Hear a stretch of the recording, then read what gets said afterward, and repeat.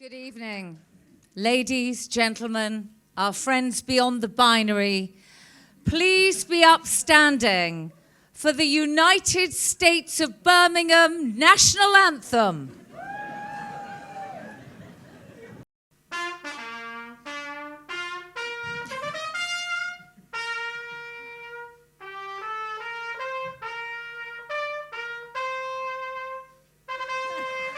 Thank you. Would you please welcome Joe Lycett and Nicola Silk?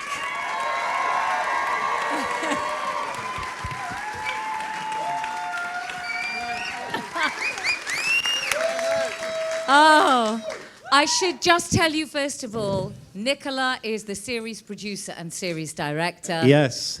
Joe Lycett, Yes. what are you? Yes. Yes. Yes. I think that is one of the most life-affirmative first episodes of television I have ever seen. Oh, thank you. Thanks. Oh. In a time where the world is polarized and divisive, this brought people together. It's got the lightest of touch. It's such a simple idea, but the lightest of touch. So who actually came up with the idea? Well, it was sort of happened in 3 stages, I think. As a Brummie, I've always had a fascination for Birmingham, Alabama. Well, actually, maybe fascination's too strong a word. A mild interest. Yes. Ambivalence.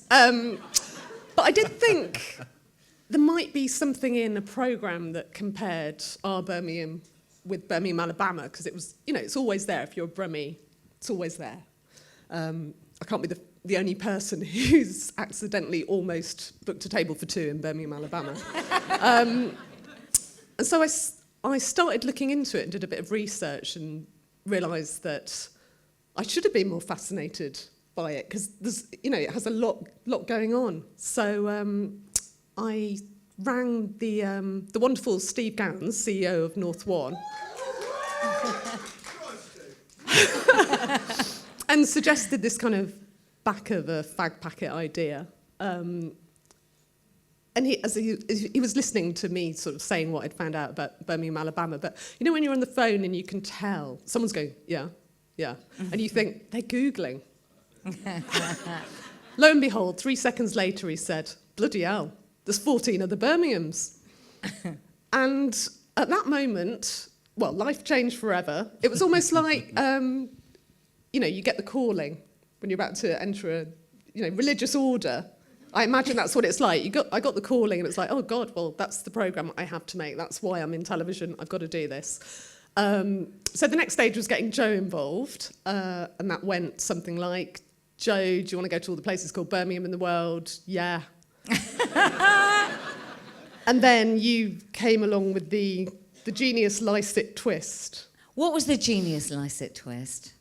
Well, I don't know if it's genius. I just thought some formal thing to kind of make it not just me going to see them all, but like actually linking them all. Yes. And I thought I love sort of the pomp of a official document and things that, you know, and I just felt like a treaty, or in my head I thought, you know, when you go to a city and it's twinned with whatever, I thought Birmingham friends with Birmingham, just like that sign is funny to me as an idea. So it was sort of that, and then working backwards, and yeah. So what was the paragraph that you would have pitched to Sky?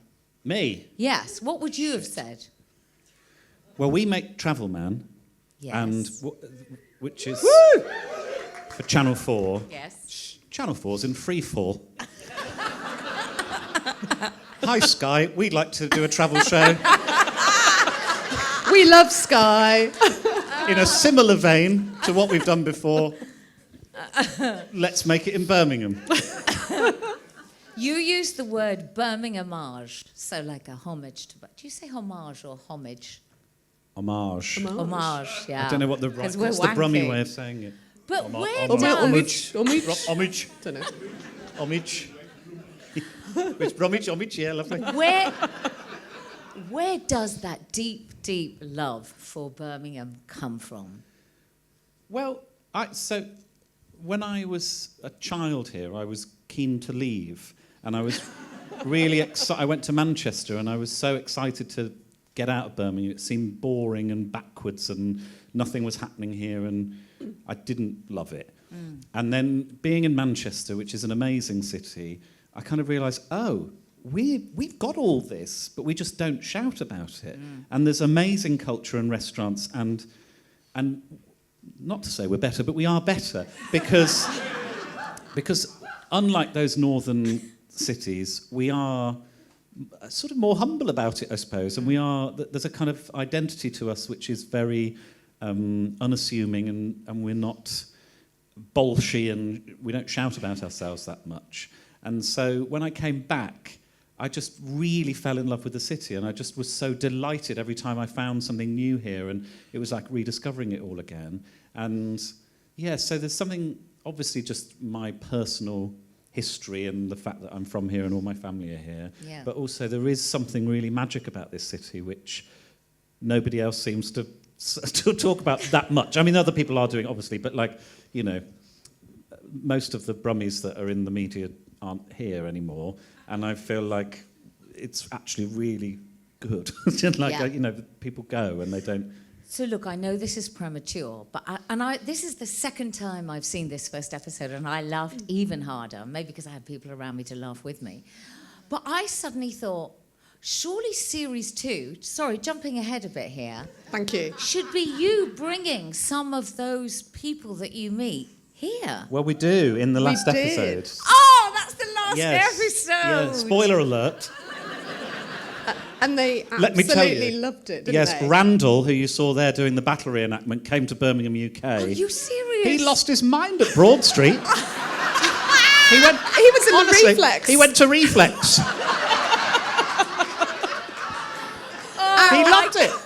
I cannot wait. He was so... And he sent me an email. I love Randall. He wants to come back every September for International Day of Birmingham. He's back. He's coming back in September. He's coming back in September. Amazing. And he sent me this email and it said something along the lines of, you didn't just welcome us to your city, you welcomed us to your hearts. And he's just so beautiful. He's such a lovely man. But you know, this is one of the things that I found outstanding about the series, is that you go to all these Birminghams and you do it with such respect.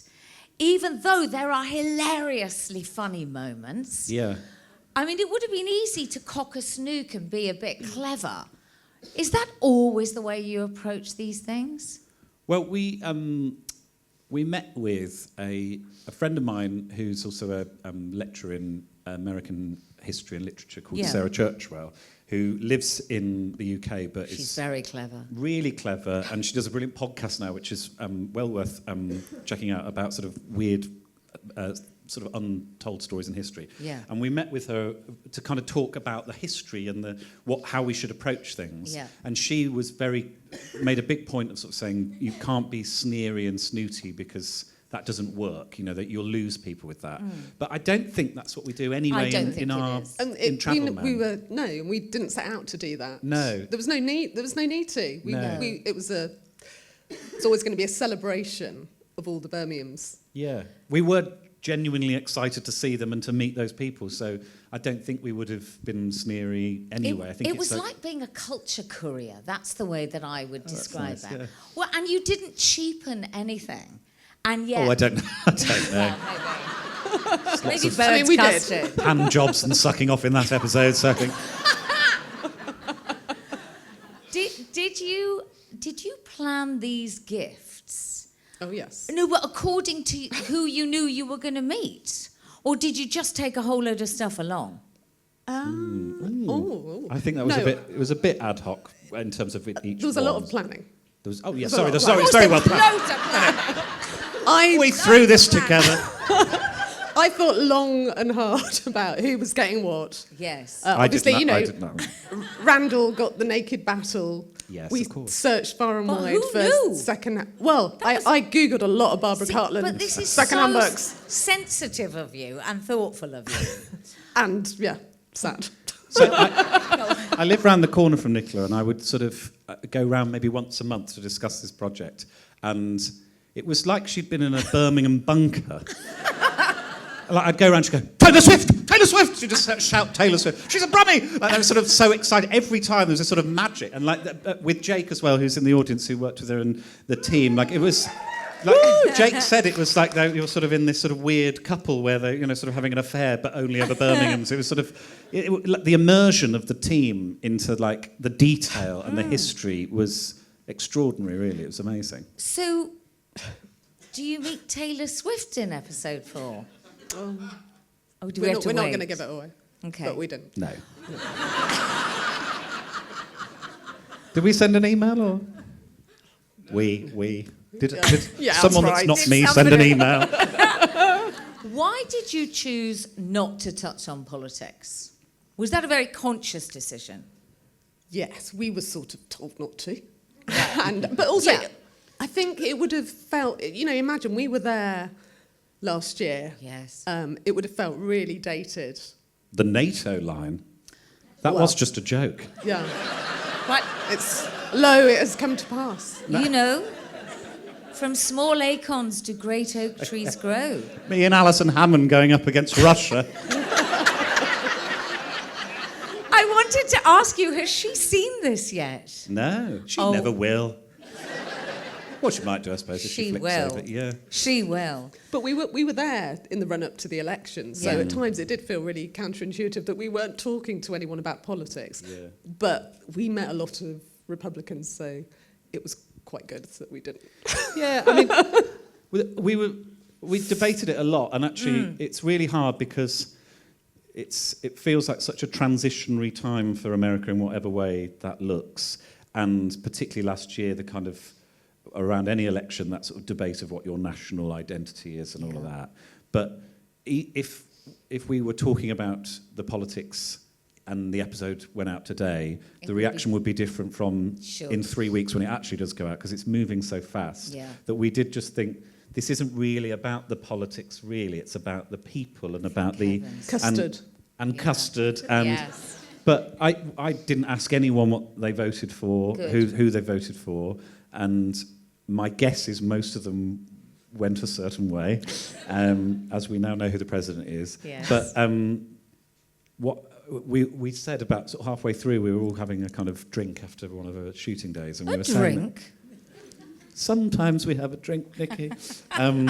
Every time after a shoot, we have a drink. And we were saying what a kind of, not myth-busting, what's the word, like a kind of bias-busting trip it was, because we were meeting people who were almost certainly Republican voters who were going to vote for him. And we loved them, and they were so welcoming and lovely. So, like everything, it's not as simple as it looks. And I'm sure there's a lot of the people that we met who have got a bit of buyer's remorse, and I'm sure some of them are delighted with it. But they were really lovely to us and really, you know... we were really welcomed. They were really welcomed. So Welcomed it's confusing. It is really confusing because... People are confusing. Yeah, well, yeah. It seems like each Birmingham you went to, although we've only seen a couple so far, had something that surprised you. Did anything shock you? You can both answer that. Joe first. Birmingham, Michigan is posh. Okay. And that they don't see that as funny, but it's a place called Birmingham that feels like... It's sort of like a cross between Los Angeles and Dubai. Oh, really? And like there's like sports cars everywhere and really posh restaurants and Lululemons, and it's really swish. Okay. But it's called Birmingham.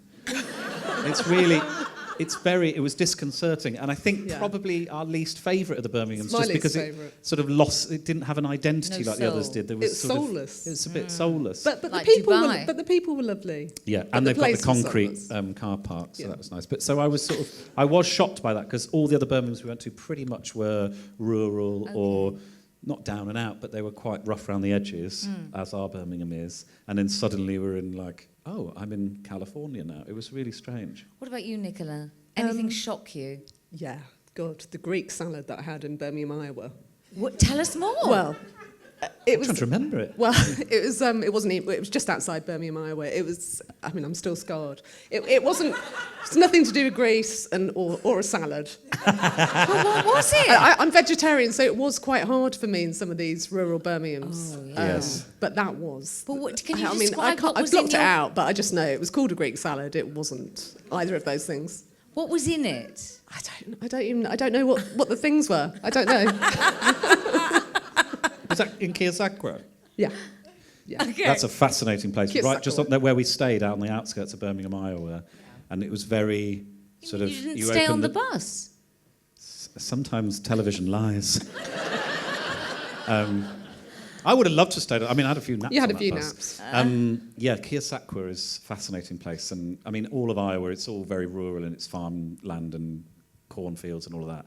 But it definitely felt like we were slightly out of water in there, the ducks out of water. Do we get a feel of that when we see the episode? Yeah, but actually, again, in Birmingham, Iowa, they were so welcoming to us, and there's a real warmth there. But I think because they knew we were coming, I think. I don't know. It was an interesting one. Which was your favourite Birmingham? Toledo. Birmingham Probably Toledo. Which is, so it's one of 3 Birminghams in Ohio. Okay. So Ohio have the least imagination when it comes to naming towns. Yeah. Birmingham. And it was a suburb of Birmingham, Toledo, and it was a Hungarian Birmingham. Oh, wow. Yes. But were they Hungarians that had come from the UK over there, or were they from... From Hungary. From Hungary, They were from literally. Hungarians. Yeah. Like second generation Hungarians, basically, or third generation. Yeah. And weirdly, there's a Mondelez plant in that Birmingham which creates, I think, the biscuits that then end up in Cadbury chocolate, weirdly. So there's a weird link there as well. I feel like that was quite Cadbury heavy as an episode. That was great, though. And I'd like to make it clear we were not endorsed by Cadbury, and we feel the Mondelez takeover is despicable. They've changed the chocolate. Sorry, I got distracted. It just looked very like, have some Cadburys. Like I was like... Birmingham Toledo. We love it. We love Birmingham Toledo because they've got Tony Paco's Hungarian hot dog restaurant where you can get a Bloody Mary cocktail with a hot dog in it. So rather than the celery, it's a sausage. And it works. But also, it started as a tradition. I can't remember, who was it who started the tradition? So Burt Reynolds. So going back, Yes. the actor Jamie Farr, who played Klinger in MASH, was from Toledo. And he loved his local restaurant, Tony Paco's. And he loved it so much that when he was in character being filmed, he improvised and he mentioned it on MASH 7 times. And as a result, people started flocking there and it became, a big draw. And have you got that in the episode? Yes. No, we can't afford to play Oh, MASH. yes. No. Well, we're in Tony Paco's. We get to Tony Paco's. No, but how did you get the Telly Savalas film? Oh, yeah. How did we get it? Yeah, I mean, I loved that. Yeah, we got But, it. and also... Nicola can get things. I got it. I can tell. Also, the music. How much did those syncs cost you? Sky money, darling. But honestly, it's incredible. And it really moves everything along as well. Yeah. Superb. Yeah. Can we talk about Randy? Yes. Yes, please. We love Randy. Did you immediately have that kind of dry connection and observation, or did it build? I don't really, because he's one of those who I feel like I've been friends with him for years. He's Right. the connection feels in hindsight immediate, but I don't. In your experience, was it? I mean, I think we just sort of fell in love with him pretty immediately. But he did build as a character as the weeks went on. Yeah. And he kind of just settled into this role. But he was never, he was always in the script before we went, the driver. We didn't know who we were going to get because we obviously needed someone who could drive us around America. And my idea was that it didn't really, ideally, they'd be able to talk. And obviously needed to be happy to be on camera. But the idea was that Joe would just do a bit of spiel about Birmingham, UK and, educate the driver about Birmingham, UK. And it didn't really matter if he talked back because it was going to be funny anyway. And then we got Randy probably only a couple of weeks. He was only confirmed a couple of weeks before we went. And Randy started talking. We're like, oh my God. The voice. And then he just comes out with all these phrases. And as the episodes go on, he's got incredible comic timing. yeah. Just brilliant. He's going to be a stand-up, isn't he? He's going to do some stand-up. Well, I said to him he needs to do it, and he wants to do stand-up. So I'm waiting. He said he's got his act, but he's just finding the time to go and do it. But I think he's one of the funniest people I've ever met. And he's... I bet he feels the same about you. I don't know. I'm not sure. You'd have to ask him. But yeah, he does. There was a mutual respect there. Yeah. But because I've never been to the Deep South, so I didn't know this really. But essentially, they speak in sort of riddles or metaphors, essentially. And he would say things like, "I feel like a cat with a long tail in a room full of rocking chairs," and you'd have to go, "Oh yeah, what? Wow!" But it's sort of lyrical, and so Yes. there's so much. And but also what I liked about him is he had no reverence for me. So I said at the end of one shooting day, I was writing down in my phone like my thoughts on the day because I wanted to kind of keep him. And he said, "Oh, what are you doing there, Joe?" And I said, "I'm just writing down, just jotting some stuff down from the day, just doing a little diary." And he went, "Cool, not."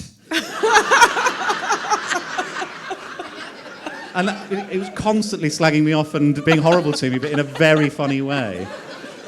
And I find that I love that. So yeah, he was amazing. But you know, that whole episode, that was only 3 days of being with Randy. Yeah, Right, yeah. and there was already that. It was all a rapport Badinage. immediately. Yeah.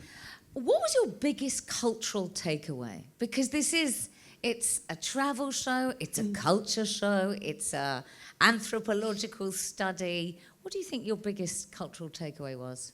Both of you. Nicola, do you want to go first? I don't know. Do I? What was it? Well, They can't make Greek salad. they can't make Greek salad. Oh, they cannot make a cup of tea. Oh, that's for sure. I mean, that's... I guess they're lucky you had your tofu. Yeah, no, PG tips. Biggest cultural takeaway. What was it? I think they were all, no matter the size of the Birminghams, they were all really proud of the Birminghams. Right. And that, you know, in a way that we aren't, which is sort of part of the reason we did the International Day of Birmingham, so we could shout about ourselves. But all of them, they were just really proud and community focused. You know, even the Birmingham with 32 people. So I think that felt different to... But similarly, a sense of, particularly Alabama, they talked about how they felt like the underdogs and that they were, even in Alabama, that they weren't seen as the kind of main attraction, and they're quite close to Charlotte, and that's right, isn't it? Huntsville. Huntsville is the kind of biggest city in Alabama, but they're sort of forgotten as a place relative to the other places around them, and that seems to be the consistent thing, including Birmingham, UK. But the one thing I wasn't expecting is how many of them are proud of their water in the same way that we are. I mean, I'm wearing the Birmingham tap water T-shirt, but the guys that run the White Dot Dairy were saying to me off camera, they were saying, in the Pine Barrens, there's this natural flow of water through the Pine Barrens, and as kids, you learn to go to the Pine Barrens and drink the water and get a bucket of the water because it's so crisp and so pure. Right. In Birmingham, Iowa, I got talking to them about the water network there that they were very proud of, and then weirdly in Birmingham... And in Michigan as well. In Michigan, Elaine they was had these talking about the huge water. towers that they just built that the mayor was telling us about that had Birmingham emblazoned on. They're so proud of their water. So there's a weird thread there as well about we all love water, which is obvious, I suppose, but I mean, I don't think any Londoners are talking about how great the water is there, I suppose. So we win there. We win there. So we've seen a lot of the good days and the experiences just in one episode. Did you have a worst day? I did find Birmingham, Alabama. So Birmingham, Alabama, we filmed in August, which is Hot. really hot. And we decided, Nicola forced me to film in a furnace, an actual furnace on Not one of the a real furnace. A real furnace. Yeah, and I had to pour molten metal into things in the deep south. Making iron. Making iron things. I went into sort of slow motion. I sort of couldn't function. To preserve your energy. Yeah, because I'm used to, look at me. You can see my heart through my chest in direct sunlight. I can't deal with the heat. So I really struggled on that day. But it was just like, it was so hot and it was just, But really, it was a delight. It was such the team, the crew, who pretty much everyone here, we've worked with as a family for years, and it was just such a joy to make, and we are really proud of it. And Nicola's done a sensational job with obviously the work before and the directing, but the editing and just bringing it all together. I'm so thrilled with it and can't wait for it to go out. It's amazing. The edit is amazing. The music's amazing. Production values, all of it. It's, like I said, it's life-affirming. What was the most... Hang on, what was your worst day? Yes. Oh. We haven't got... Thank you, Joe. Yes. I mean, sorry to go on about the tea, but the really bad cup of tea in Birmingham, Michigan, because it was it was my birthday. It's all food and It drinks was for my you. birthday, Yeah. and I had this little ritual because I have to start the day with a good cup of tea. So I'd always take the kettle off the tour bus and bring it to my hotel room because American hotel rooms don't have kettles. Right. And I brought my PG tips from home. I'm not a diva, but I have to have my PG tips. I'm with you. And that day, we arrived into Michigan and I forgot to bring the kettle off the bus. There was no parking at the hotel. Randy had to park 3 miles away. So I was stranded without a kettle. Woke up on my birthday, had to go and get... Sorry, this is so boring and silly, but I had to go and get a cup of tea from This is the from the fancy minutiae of hotel. shooting. It's the minutiae. And it was terrible. And that, it's not what you want on your birthday, but it kind of goes to show that there wasn't a worst thing. That was the worst that thing. was it. Yeah. Everything was great, and even if it wasn't going quite right, can't think of an example, that's great as well. That's all part of doing the job and problem solving, and if plans have to change suddenly, that's fine. Yeah. So Was it Robin Campbell who in the film said, hands across the ocean? yes, Yes, yeah. I love that phrase. Yeah. Because that is what it really felt like for us watching it. But did it feel like that when you were there? Yeah, completely, yeah. And there was a real sense of they were delighted that we were there, and lots of the places, they've not had people filming them because it's 33 people Why live there. would Why you? would there be a camera Exactly. crew there? And at first, I gather there was quite a lot of the Birminghams that were suspicious of us and thought we So were they'd pranking all them. spoken to each other? No, like in the sort of people that Birmingham, Missouri particularly, I think, felt that we were... I think they thought it was like a Sacha Baron Cohen style. Oh, right. I mean, at the prank. beginning, everyone thought we were some kind of scam hoax. Right. Yes. It It does sound like it. I mean, I'm still not convinced it's not a scam, but... but it was... Once we were there, just the welcome everywhere that we got was Yes. so amazing. And I think they were surprised and touched that we were so interested in their little Birminghams. so curious. But we really were. I mean, I was Yeah. obsessed with... I was Yeah. deranged by Birminghams. Likewise, so many selfies on my phone next to Birmingham Library. Like just all I these know, different- we got really excited by the word Birmingham somewhere else. yeah. Did they ask you as many questions? I mean, I know they wouldn't necessarily be in the interviewer state, but what was the most interesting question you got asked about this Birmingham? Can you remember? Oh, God. I don't know, actually. Or something surprising that somebody wanted to know? Well, there was quite a lot of weird links. Like, obviously, the Brintons have the link back to Birmingham. Yeah. But there was... Actually, I did a... In the last episode, I do a stand-up gig in Birmingham, Alabama. We saw a little clip And- of it, didn't we, at the beginning of this one? And I did some trial gigs in Birmingham, UK, to work out the material and what I was going to say. Okay. And completely unexpected, someone from Birmingham, Alabama was in the crowd at the Birmingham Glee here. And was like, Amazing. oh, you can't do any of the material you just tried there. They will hate that, which was quite useful. But there's so many sort of weird kind of connections between... and because I think Randall have a link here as well somewhere. I can't remember what his was. But there is, yes. I'm trying to think. They were interested, but I mean, they were more interested in telling us about their Birminghams. Place, yeah. They were really... Randall was really bemused by the fact, when he came here for International Day of Birmingham, that Primark gave out paper bags, and it was raining, it was Birmingham, and he just couldn't get his head round that there were paper bags in the UK. Nicola, what was the craziest idea you came up with, apart from the furnace? Oh, yes. What's the craziest idea? I mean, I don't want you to give too much away from other episodes. Well, there's... I mean, it was all, just watching that back, I just thought, that's a bit nuts. International Day of Birmingham, the giant homage to Mr. Egg. The glider, I thought, was Oh yeah, pretty made Joe crazy. go up in a glider. Which, So I How was observed one that? Birmingham from the air. And did I- you do one under the sea? Yes, there's an underwater Birmingham. So you did it from the sky and under the... Well, we didn't get a sub. You didn't?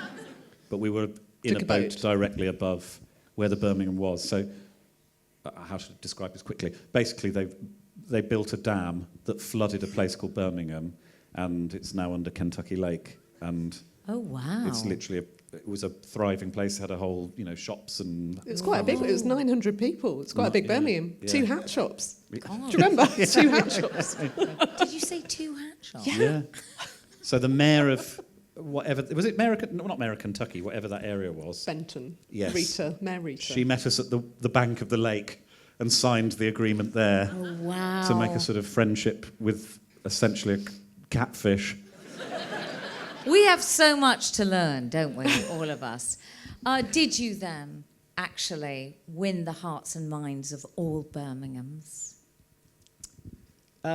Ish. There's a couple of Birmingham deniers. Oh, So there's 2 Birminghams in Indiana. who, it's literally in the geological survey. yeah. The place is called Birmingham, and then when we contacted the people there, they were like, "There's nowhere Birmingham here," and so they refused to sign because they denied that Birmingham existed. I mean, we are talking like a road, so it's not like Is it a bush in a lake? yeah, exactly. So sort of fair enough, but also annoying that we didn't get those ones signed. But I don't think anyone there will know. No. But you have done such an incredible cultural linking job with such good vibes and humour. And thank you for making this. I consider you now to be a glocal Brummie, both of you. So global, Yes, local. that's nice. Glocal, yes. You are glocal Brummies, global and a local. The 4-part series is on Sky Max. This is the 3rd time you're being told this. And on Now. Subscribe From the now. 22nd of April. Nicola, Joe, thank you so much for Thank you, making Nikki. Thank you very much.